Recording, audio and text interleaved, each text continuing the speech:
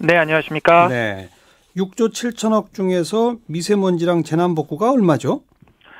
일단 4.5조 정도를 실제 경기 대응으로 사용한다고 되어 있고요. 예. 나머지 부분들은 산불 대응을 비롯해서 미세먼지 예산의 예. 이름으로 되어 있습니다. 그러니까 그래서 4조 5천억이 경기 대응, 2조 2천억이 뭐 미세먼지 등 이거네요. 네네, 그렇습니다. 그래서 전반적인 평가해 보시면요.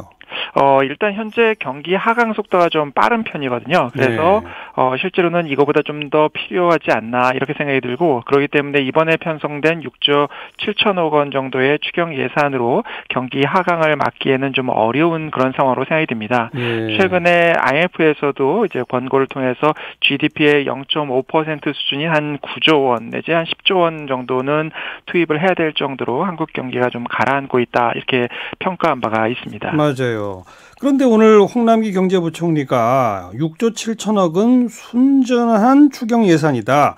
이거 말고 지자체 교부금 10조 5천억 원이 있으니까 이거 합하면 17조 원 효과를 낼 수 있다. 이렇게 말씀하신 건 어떻게 평가해야 합니까?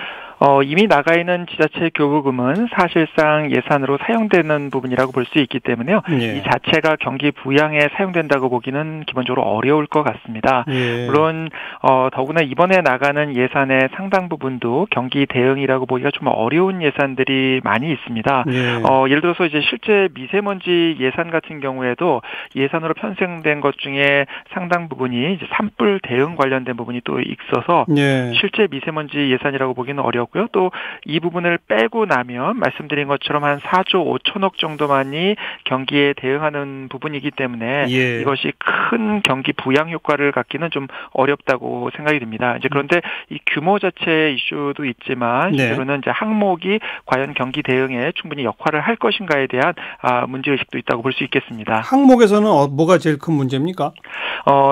이미 지자체 교부금 이야기를 하셨는데요. 네. 지자체 교부금과 같이 사실상은 이제 지방자치단체의 지원 사업으로 보이는 부분들이 많이 있다고 볼 수 있겠습니다.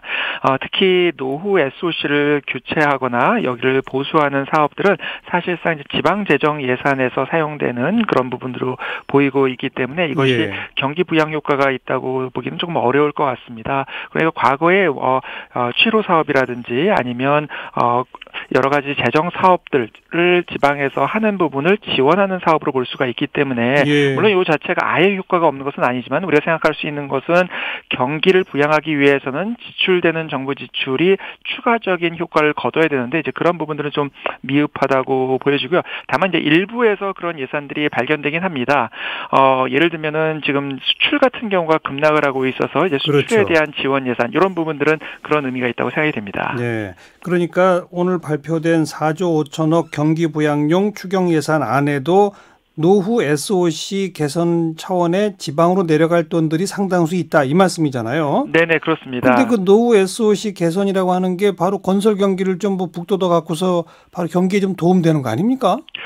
경기 자체에는 어느 정도는 도움이 된다고 보여집니다. 그런데 이제 실제로 이 돈이 사용돼서 경기 부양 효과를 갖기 위해서 가장 중요한 거는 사용된 사업을 통해서 다른 사업들에다가 연쇄적인 효과를 거둬야 된다고 생각하는데 이제 이런 SOC 사업들은 그런 효과가 크다고 볼 수 있는 사업은 아니고요.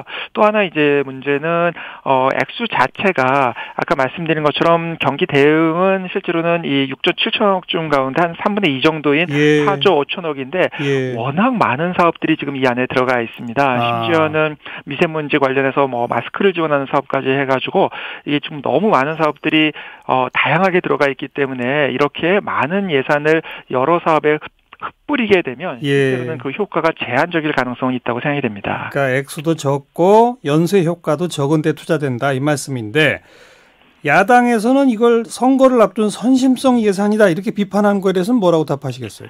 어느 정도는 현재는 뭐 필요한 상황이기 때문에 이 자체를 꼭 선심성이라고 보기는 어려울 것 같긴 합니다. 왜냐하면 오히려 이 예산을 편성하지 않았을 때 경기 상황이 더 악화될 수 있는 부분을 고려를 하면 물론 이제 이 편성을 정말로 효율적으로 잘 했느냐는 다른 문제이지만 이 자체를 아예 안 하게 되면 경제 성장률이 상당히 좀 떨어질 수 있는 상황인 건 사실로 보이고요. 예. 그런 의미에서 정책 자체는 좀 필요하다고 보여집니다. 네. 과거에도 반복해서 사실 지금 추가 경정 예산이 편성이 돼 왔던 건 사실입니다. 예. 특히 경기가 하락하면서 이 예산을 편성했는데요. 이런 사안 자체를 좀 반복되는 것을 막아야 되는 것은 맞지만 현재 경기가 하강하고 있기 때문에 어느 정도의 추경 자체는 필요한 것으로 생각이 됩니다. 그 이전 정부에서도 뭐 해마다 10조 원 내외 추경 쭉 매년 해왔지 않습니까? 그래서 애초에 예산을 편성할 때 추경 안 해도 될 만큼 좀 짤 수 없나? 이런 얘기들이 나오던데 그건 어려운 겁니까? 경기가 자꾸 변하기 때문인가요? 네, 정확한 지적이십니다. 물론 말씀하신 것처럼 경기가 변화하기 때문에 추가 경정 예산이 필요할 수도 있긴 합니다. 그런데 이게 거의 매년 반복되고 있고요. 비단 이번 정부뿐만 아니라 지난 정부에서도 본 예산을 설정한 다음에 거의 매해 추경을 해오는 상황이 됐습니다. 네. 그러한 이유 중에 가장 큰 것은 경기 상황을 대체로 낙관적으로 발표를 하고요. 낙관적으로 발표된 상황 하에서는 추가적인 예산을 크게 편성할 이유가 어떻게 보면 없다고 할 수도 있습니다. 예. 그렇기 때문에 이제 여기에 맞춰서 본 예산이 편성이 되고 실제는 예측했던 전망치보다 낮은 수준으로 경기가 이루어지고요. 그렇게 되면 어쩔 수 없이 경기 대응을 하는 과정에서 대개 한 10조 원 내외의 추경을 하는 형태가 계속해서 반복되어 왔습니다. 맞아요. 앞으로는 뭐 이번에는 경기 하강이 있어서 어쩔 수 없다 하더라도 실제로 본 예산을 설정할 때 추가적인 이런 상황이 발생하지 않고 정말로 긴급한 상황에 할 수 있게 되도록 예산을 짤 때 경기 전망치를 보다 현실화해서 낙관적인 부분은 좀 어느 정도 배제하고 현실적인 측면에서 냉정하게 만들 필요는 있다고 생각이 됩니다. 네.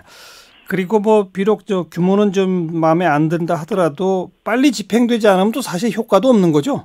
네, 그렇습니다. 이러한 추가 경정 예산과 같은 예산의 중요한 특징은 하반기로 몰려가게 되면 실제로 이 예산을 집행하는 효율이 상당히 더욱 떨어질 가능성이 있습니다. 그래서 최대한 예산이 편성되게 되면 빠른 시일 내에 집행을 하도록 하고요. 그 집행을 통해서 집행률을 높이는 것이 실제 경제 성장의 하강을 막는 데도 어느 정도는 도움이 될 것으로 생각이 됩니다. 네. 근데 지금 국회가 난리가 나서 참 걱정이긴 합니다.